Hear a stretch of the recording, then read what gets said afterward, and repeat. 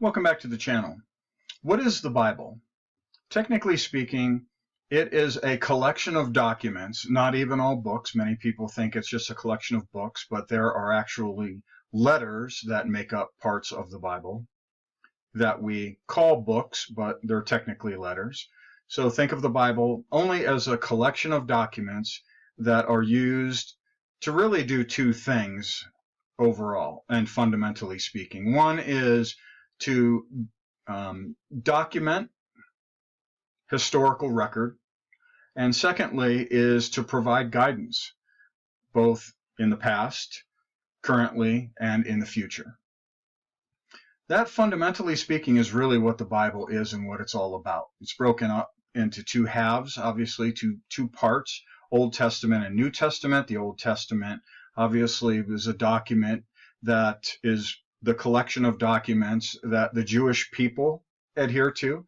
The New Testament is starting with Jesus, with the Gospels, the four accounts of Jesus's life through Matthew, Mark, Luke, and John, and that ties together the Old and New Testament, but it really provides a new covenant, a new way forward with the Bible to Gentiles, which is everyone other than the Jewish people. So it's God's chosen people in the Old Testament and anyone that aligns themselves with God in the New Testament through Jesus Christ. But more importantly, it's important to really understand that I personally do not memorize scripture and Bible verses. I know where to go to look and to find things in the Bible. Yes, I've read the Bible a couple times, cover to cover, and I read it every single day. But sections, parts of it, study things, so on and so forth. And I just want to give you just a very quick analogy of the way I view the Bible. And that is, as an architect, we have building codes.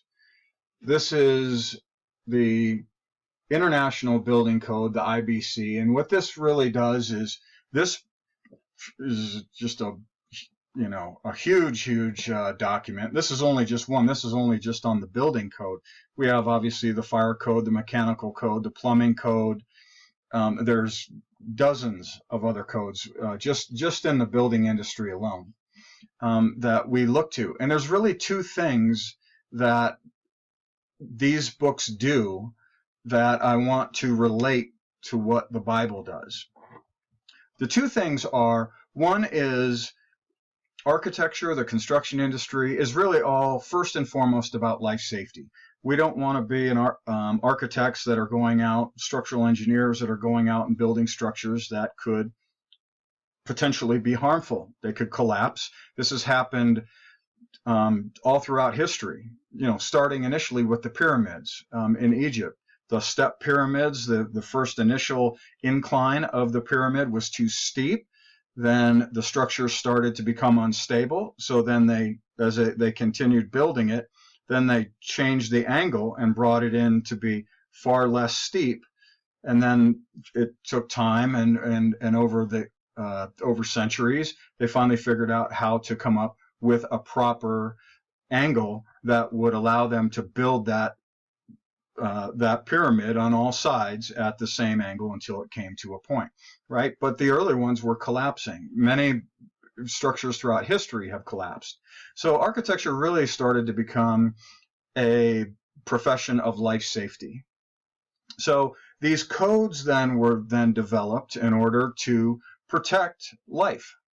The second thing that these code books do is they actually provide an authority figure behind that guidance or that direction. So when we look at a building code book or a fire code, mechanical code book, whatever that is, when we look at this, we know that there's an authority figure behind this book that has done countless hours of research, documented the proper path forward, and gives us guidance. I view the Bible exactly the same way.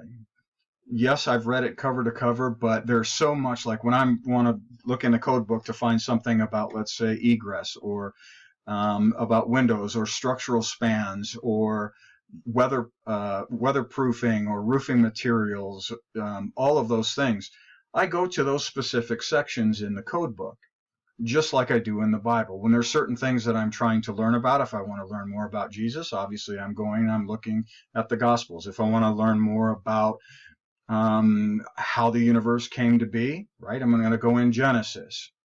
If I want to learn about future historical events, I could go to the book of Revelation at the very end of the Bible. So that's the way that I view and I look at the Bible. And in my book, The Deathless War, in one of the chapters, I thought it was just so important that people just consume the material inside the Bible, but not get so hung up about the Bible names. So many people just have this, I don't want to be hung up on this religious thing. I never have viewed the Bible as a religious thing. So when you have like Bible or books in the Bible, let's say Matthew, or let's say Genesis, let's just start at the beginning. Genesis 1:1.